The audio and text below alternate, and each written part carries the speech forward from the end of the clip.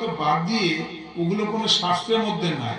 মঙ্গলচণ্ডী বলেন, সন্তোষী বলেন, বিপত্তারিণী বলেন, ওলা বিবি, বন বিবি, ঝোলা বিবি, ও সব বাদ দেয়, দিয়ে একমাত্র একাদশী ব্রত শাস্ত্র বলা আছে।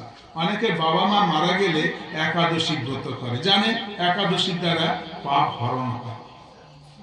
আমার পিতামাতা যদি একাদশী ব্রত করে সেই ফলটা যদি বাবা মার উদ্দেশ্যে দেন, তারা যদি নরকে পড়ে থাকে তারা উদ্ধার হয়ে যাবে। হরে কৃষ্ণ। এই জন্য একাদশী ব্রত সর্বব্রত শিরোমণি। নিরাহারে, আহার করা যাবে না। আমাদের তো ভুড়ি ভোজ, হ্যাঁ ভুড়ি ভোজ।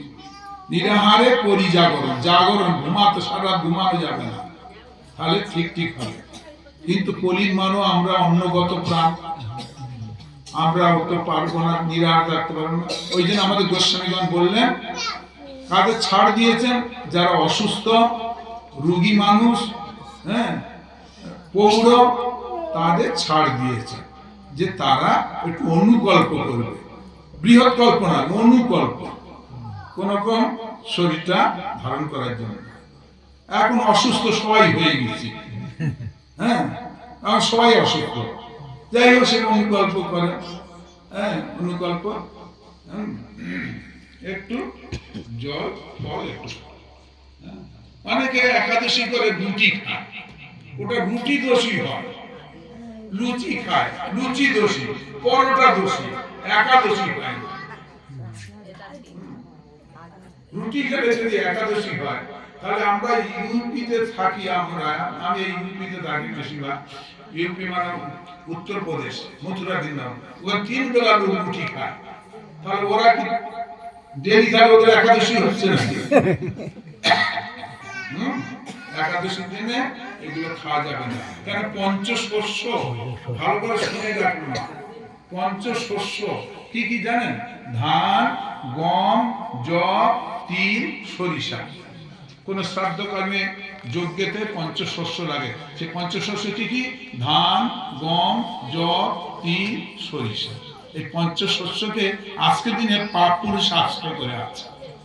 যারা এই অন্ন খাবে প্রতি গ্রাসে গ্রাসে তারা পাপ ভোজন করবে, খেতে নাই, এই জন্য নিষেধ করবে। এই জন্য আপনাদের আমি নিষেধ করছি। আপনার ঘরের ভাত আপনি খাবেন, আমি কেন নিষেধ করতে যাব? কি না বলুন? খেলে পাপ হবে, এই জন্য আপনাদের নিষেধ করছি। আমরা শাস্ত্রগ্রন্থ ঘাঁটি, আমরা পড়ি, জানি। এই হরি কথা, এখানে কত লোক আছে এই গ্রামে, কজন বা এখানে এসেছেন? শ্রীবাসের বাড়ি মহাপ্রভুর একজন পার্শ্বদ ছিল, তার নাম শ্রীবাস।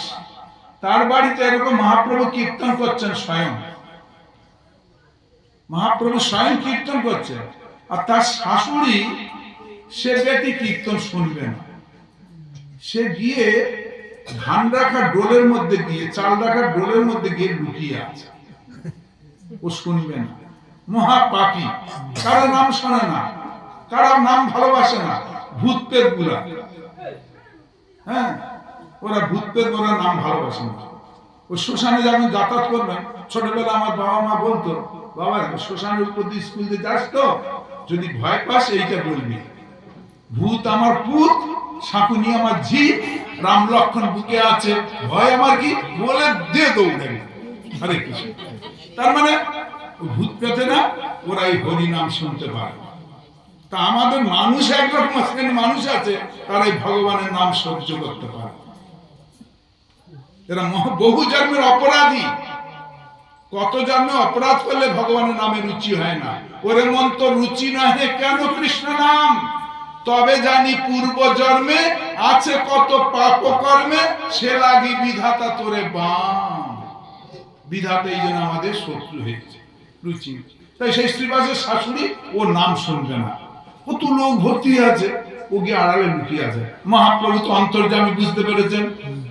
মহাপ্রভু যে, শ্রীবাস তোমার বাড়িতে কীর্তনে আনন্দ পাচ্ছি না। বল কেন প্রভু? তোমার বাড়ি কোন বেজাতি লোক ঢুকে আছে। হরে কৃষ্ণ। বেজাতি লোক ঢুকে আছে, সবাইকে তো এখানে দেখছি, সবাই তো এখানে আছে। বলে না, এ কেউ কোথাও আড়ালে লুকিয়ে আছে, ওই জন্য আমি আনন্দ পাচ্ছি না। শ্রীবাস তাড়াতাড়ি করে উঠে গিয়ে দেখে না, ওর নিজের শাশুড়ি সেই চাল রাখা, আগে সব বড় বড় খাঁচা ছিল না, চাল রাখা আগের দিন, ওর ভিতরে গিয়ে লুকিয়ে আছে, ও শুনবে না। মা শ্রীবাস পন্ডিত গিয়ে, ওরে শাশুড়ি, তোর আমি সুশুড়ি বার করে দেবো, বললে চুলের মুঠি ধরে আইসি গেট আউট, একবার চুলের মুঠি ধরে গেট থেকে বাইরে পাঠিয়ে। মহাপ্রভু কীর্তন আবার আনন্দ নিতাই গো প্রেমানন্দে, আনন্দের